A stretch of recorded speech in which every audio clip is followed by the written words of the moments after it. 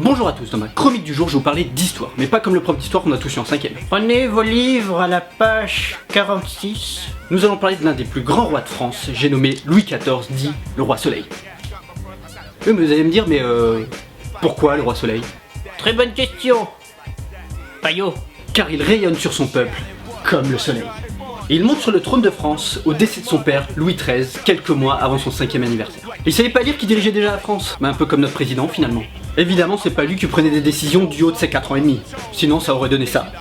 Moi, roi de France, je vais interdire les épinards à la cantine et les remplacer par des frites. Et si les ministres sont pas d'accord, c'est bâtard, je m'en fous. J'utiliserai le 49.3. Non, c'était Anne d'Autriche qui avait la régence de la France, et qui a confirmé le cardinal Mazarin dans sa fonction de Premier ministre. Bah, c'est comme maintenant en France, c'est Valls qui gouverne parce que François est trop petit. Aussi. Oh putain, oh le mec il dénonce. Oh, oh, oh, oh, oh. Dans son enfance, Louis XIV échappe plusieurs fois à la mort. À 5 ans, il manque de se noyer dans un des bassins du jardin royal. Sa mère avait oublié de lui mettre les brassards. À 9 ans, il a atteint de la petite variole.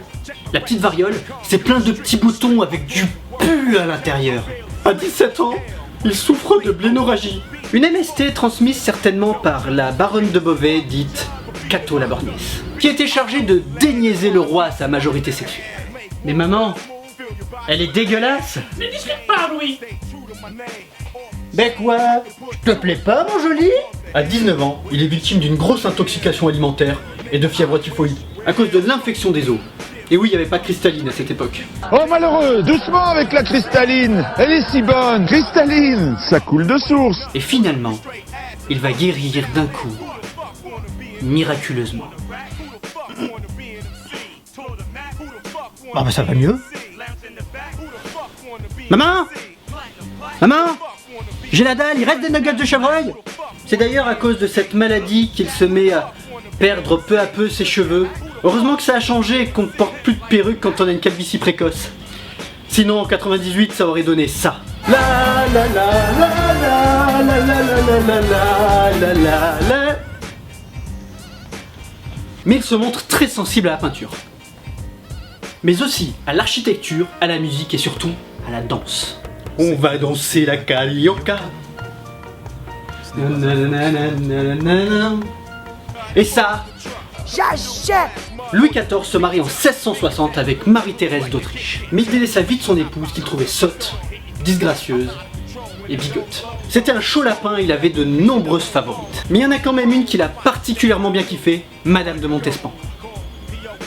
Qui était très cultivée, elle adorait l'art et les petites choses très chères, une espèce de michetonneuse de l'époque. Il lui fera 10 enfants, dont peu survivront.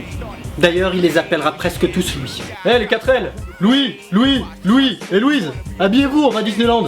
Il finira finalement sa vie avec une autre favorite, Madame de Maintenon, qui était, il faut l'avouer, beaucoup moins pompée up. Il avait entendu parler du délabrement des finances. Du coup, il allait demander des comptes au surintendant des finances, Nicolas Fouquet. Et Nicolas Fouquet, c'était un peu le Cathy Guetta de l'époque. Tu sais quoi, on va faire une soirée de dingue. Il y aura Beyoncé, Justin Bieber, il y aura le nôtre pour faire la bouffe, des jongleurs, des troubadours, des cracheurs de feu. Et tu sais quoi, tiens-toi bien, j'ai réussi à avoir Félindra de Fort Boyard.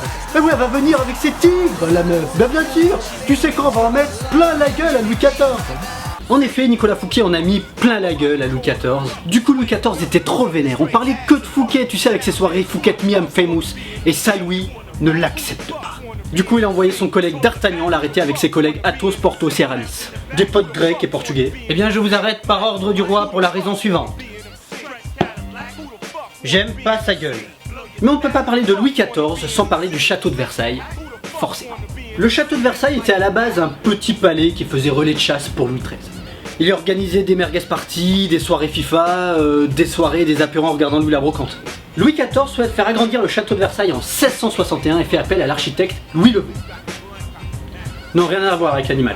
Non, rien à voir, vraiment, mais rien à voir. Rien du tout, rien. Qui avait, comme le raconte la légende, des origines portugaises. Excusez-moi, chez Louis XIV. Tu veux quoi exactement pour ton château de Versailles, caray? Le plus beau château de France? Pas de problème, je vais chercher la trouelle et c'est parti mon kikiche. Le roi s'éteint. Oh! Merci. Le 1er septembre 1715 à 8h15 du matin, paradoxalement peu après le lever du soleil, après 72 ans de règne. L'un des règnes les plus longs de France et même d'Europe. Voilà, c'est terminé, n'hésitez pas à liker et partager cette vidéo. En attendant la prochaine, je vous donne rendez-vous sur ma page Facebook où vous pouvez retrouver toute mon actualité et surtout toutes les dates de mon spectacle. Et promis, il n'y aura pas d'histoire. Prenez soin de vous et à bientôt. Ciao.